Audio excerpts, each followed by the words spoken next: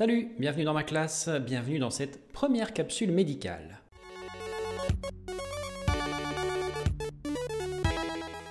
Et oui, première capsule médicale, ça semble un peu idiot comme ça vu que j'en ai tourné plus d'une cinquantaine. Le principe ici est que je vais vous proposer les capsules médicales de base en version remasterisée pour avoir un meilleur son, une meilleure image et donc pour pouvoir en profiter. Car après tout, il est vrai que ces premières capsules médicales représentent vraiment la base de la pratique et elles sont très importantes, il faut souvent y revenir. Et quand les dernières capsules sont de bonne qualité et les premières de mauvaise, ça donne pas tellement envie d'aller plus loin. Donc, nouvelle capsule médicale, même texte, mêmes animations plus ou moins, et on commence tout de suite. Aujourd'hui, on s'attaque à un organe que l'on qualifie à raison de pièce maîtresse du corps, le cœur. Le cœur, vous savez, cet organe qui symbolise tant de choses dans la littérature, dans la poésie et dans l'imaginaire populaire. On change un peu d'ambiance pour les citations que j'avais dans la première vidéo? Allez. Un bon cœur est aimé de tous, hormis des gens qui n'ont point de cœur. La vraie mesure du mérite du cœur, c'est sa capacité d'aimer. Le cœur a ses raisons que la raison ignore. Mais que représente-t-il vraiment ce cœur? Est-il réellement le siège de la pensée, des humeurs, de l'amour? Accroche-toi bien, c'est parti pour une première capsule médicale, le temps pour moi de remettre mon tableau au propre et on démarre de suite.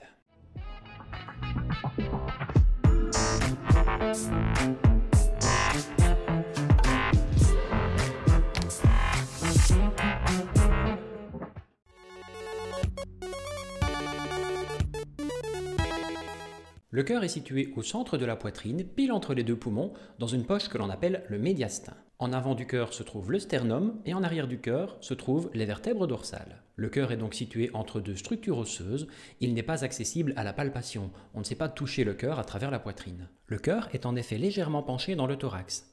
Sa base se situe sur le côté droit du sternum et sa pointe, ou apex, déborde de la partie gauche du sternum. C'est à l'apex que l'on peut le mieux percevoir les battements cardiaques à travers la poitrine, d'où la croyance populaire que le cœur se situe à gauche. C'est donc ici, dans cette zone que l'on appelle précordiale, située entre les 5e et 7e côtes, que l'on peut palper le cœur ou en tous les cas le mieux ressentir son battement. Le cœur est un muscle d'environ 300 grammes, on considère qu'il fait plus ou moins la taille d'un poing ou d'une canette de soda. Le cœur est un organe qui est anatomiquement composé de 4 chambres ou cavités. On le divise habituellement en 2 parties, le cœur gauche et le cœur droit. Chaque moitié de cœur est composée d'une oreillette, ou atrium, et d'un ventricule. Chaque cavité du cœur s'ouvre par une valve. Une valve est un petit dispositif qui ne s'ouvre que dans un sens et qui empêche le sang de faire demi-tour une fois qu'il l'a traversé. Une fois le sang éjecté dans une autre partie du cœur, la valve se referme et il lui est donc théoriquement impossible de retraverser la valve dans l'autre sens. Le sang dans les vaisseaux circule donc à sens unique, ce qui a bien sûr un intérêt important que vous comprendrez un peu plus loin dans cette vidéo. On est déjà loin du cœur de la poésie, non? Un gros muscle de 300 grammes couvert de vaisseaux sanguins qui pompe le sang d'un côté pour l'envoyer d'un autre. Faut être vraiment bon poète, non?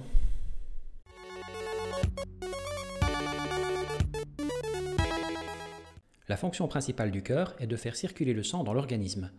Contrairement à une pompe hydraulique classique, qui pompe le liquide d'un côté et qui le rejette de façon continue d'un autre côté, le cœur fonctionne de manière rythmique. Ceci signifie que lorsque le cœur se contracte, il envoie du sang dans l'organisme et lorsqu'il se relâche, il se remplit de sang dans le but d'effectuer sa prochaine contraction. Est-ce que pour autant ça veut dire qu'à certains moments il y a du sang qui passe dans les vaisseaux et à d'autres non? Eh bien en réalité pas exactement, car l'espace entre les battements n'est déjà pas très long et en plus il n'y a pas d'air dans les vaisseaux sanguins, donc il y a toujours du liquide dans les vaisseaux. L'onde de choc, qui est liée à la propagation de l'impact dû à la contraction du cœur, se propage le long des vaisseaux et elle peut être palpée à distance, par exemple ici au niveau du poignet, au niveau de l'artère radiale. C'est ce que classiquement on appelle le pouls. Sa fréquence détermine le rythme cardiaque. Un cœur qui bat une fois par seconde bat donc à 60 battements par minute. Logique. Le cœur se contracte ainsi depuis la 4e semaine de grossesse jusqu'à la fin de la vie. Sacrée machine, hein? Déjà, 4 semaines après la fécondation de l'ovule par le spermatozoïde, le bourgeon de cœur est fonctionnel et il pompe le sang primitif à travers le minuscule fœtus. Ceci permet au fœtus de s'alimenter en nutriments nécessaires à son développement et de créer une ébauche de circulation sanguine qui communique avec celle de sa maman, grâce également à l'aide du placenta. On considère qu'un cœur normal bat environ 3 milliards de fois sur une vie. Et oui, c'est donc une sacrée mécanique qui nécessite d'en prendre soin et de le préserver. Et à l'inverse, bien entendu, c'est l'arrêt du cœur qui permet de déterminer l'arrêt de la vie d'un individu. Un organisme dont le cœur ne fonctionne plus est voué à s'arrêter très rapidement car il n'y a plus de système hydraulique qui permet d'apporter de la nourriture aux cellules et d'en extirper les déchets. D'ailleurs, je suis certain que vous ne pourrez pas me citer un organisme vivant complexe qui peut fonctionner sans être pourvu d'un cœur fonctionnel. Un politicien? Bien vu. Le cœur envoie du sang dans le système artériel. On appelle artère tout vaisseau qui démarre du cœur ou en tout cas qui part vers l'extrémité du corps pour y amener du sang. Dans les tissus, le sang circule dans les vaisseaux qui s'appellent des capillaires. On les appelle ainsi car leur dimension approche celle d'un cheveu et il n'est pas rare que les globules rouges doivent y circuler à la file indienne tellement les vaisseaux sont fins. Le sang des tissus est ensuite récupéré par le système veineux qui est constitué de tous les vaisseaux qui retournent vers le cœur. Les vaisseaux que vous apercevez sous la peau sont principalement les veines qui sont plus en surface de la peau que les artères, bien moins visibles. Par convention, on dessine souvent les artères en rouge et les veines en bleu. La raison en est physiologique. Le sang dans les artères étant plus oxygéné, il est de couleur plus rouge que le sang dans les veines qui est légèrement plus foncé. Vous trouverez bien sûr plus d'infos sur les constituants du sang dans la vidéo qui lui est dédiée que je vous place ici.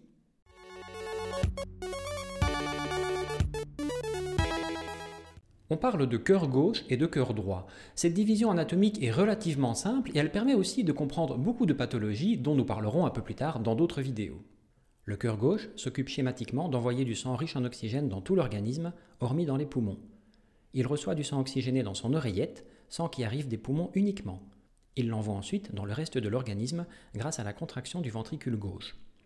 Du côté du cœur droit, on récupère le sang devenu pauvre en oxygène qui vient de tout l'organisme, hormis les poumons donc, grâce à l'oreillette droite. Ce sang récupéré est ensuite envoyé via le ventricule droit dans les poumons uniquement pour être à nouveau oxygéné. C'est la seule fonction du ventricule droit, envoyer du sang dans les poumons pour le recharger en oxygène et au passage rejeter un peu de dioxyde de carbone ou CO2. Ensuite, le sang repart pour un nouveau tour, plus long dans l'organisme, grâce à un passage dans le ventricule gauche. Le sang qui quitte le ventricule gauche va se rendre à un endroit de l'organisme via les vaisseaux sanguins, puis reviendra au cœur pour passer dans les poumons.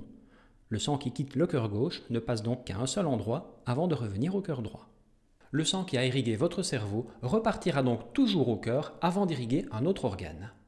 Cette alternance cœur gauche, cœur droit continue ainsi pendant toute la durée de vie de l'individu et les 3 milliards de battements en moyenne.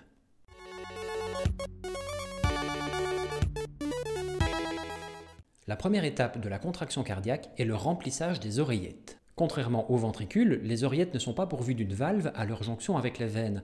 Vous savez, cette fameuse porte qui ne laisse passer le sang que dans un sens. Est-ce que pour autant ça veut dire que lorsque l'oreillette se contracte, le sang peut repartir en sens inverse, vu qu'il n'y a pas de valve? Eh bien, en théorie, c'est pas faux, comme dirait l'autre, mais ici, il s'agit d'une question de pression. Comme la pression qui est générée par l'oreillette n'est pas aussi forte que la pression qui circule dans le système veineux, le sang va avoir plutôt tendance à s'écouler vers la partie où il y a le moins de pression, c'est-à-dire dans le ventricule. C'est une question de dynamique des fluides. Une fois l'oreillette remplie de sang, le tissu musculaire qui l'entoure se contracte et projette le sang dans le ventricule, qui est la véritable chambre de propulsion du cœur. Le rôle des oreillettes est donc avant tout de permettre un remplissage efficace des ventricules et grâce à la valve anti-reflux située à leur jonction avec le ventricule, d'éviter que la contraction de celui-ci ne propulse le sang dans le mauvais sens dans l'organisme, ce qui pourrait être gravissime. Une fois le ventricule rempli de sang, la contraction de ces cellules musculaires commence. D'une contraction très douce dans les oreillettes, on passe ici à une contraction beaucoup plus violente. C'est logique après tout, car le rôle du ventricule, et le gauche principalement, est d'envoyer du sang dans tout l'organisme. Il est donc logique qu'il ait besoin de beaucoup de puissance pour pouvoir y arriver.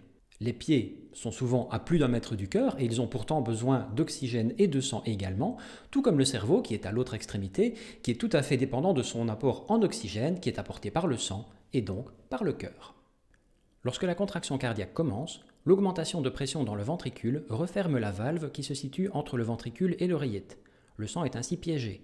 Il ne peut s'écouler que dans un sens, le sens de la circulation sanguine. La valve qui se trouve entre le ventricule et l'artère s'ouvre alors, et le sang est propulsé dans le système artériel à une certaine pression, la fameuse pression artérielle. Pour tout comprendre de la pression artérielle, rendez-vous sur la vidéo dédiée à ce sujet.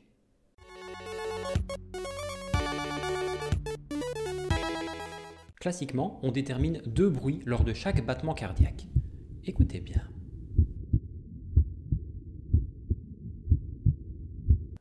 Le premier bruit correspond à la fermeture des valves situées entre les oreillettes et les ventricules. En raison de l'augmentation rapide de pression dans les ventricules, les valves des oreillettes se referment violemment et produisent un son audible en posant simplement la tête ou un stéthoscope sur la poitrine de l'individu. Le deuxième bruit correspond à la fin de la contraction des ventricules, au moment où les valves situées entre les ventricules et les artères se ferment pour empêcher le reflux de sang depuis les artères vers les ventricules. Est-ce que ça veut dire que globalement, quand on écoute un cœur, on n'entend pas la contraction du cœur, mais bien la fermeture des valves? Eh bien, globalement, oui. Et encore plus précisément, les valves du ventricule gauche. Et oui, ce sont les plus audibles. Bon, la contraction du ventricule gauche joue aussi un rôle dans le bruit entendu, mais il est un peu plus mineur.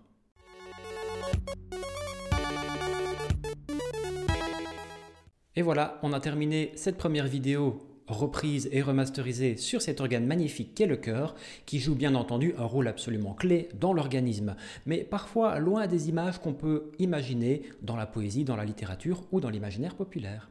J'espère qu'à mon humble niveau, avec mes explications parfois volontairement simplistes, je vous aurai permis d'en apprendre un peu plus sur ce noble organe. Si cette vidéo vous a permis d'en apprendre un peu plus, ou même si elle vous a donné envie de voir les suivantes de la chaîne, alors ma mission est remplie pour aujourd'hui. N'hésitez pas, comme d'habitude, même si c'est la première vidéo, à me laisser plein de pouces bleus, plein de commentaires, à partager cette vidéo sur vos réseaux sociaux.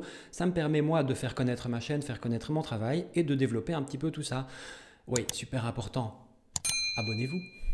Et en attendant la prochaine vidéo remasterisée, je vous souhaite à tous une très bonne journée, prenez soin de vous et on se retrouve bientôt pour une prochaine capsule médicale. Salut!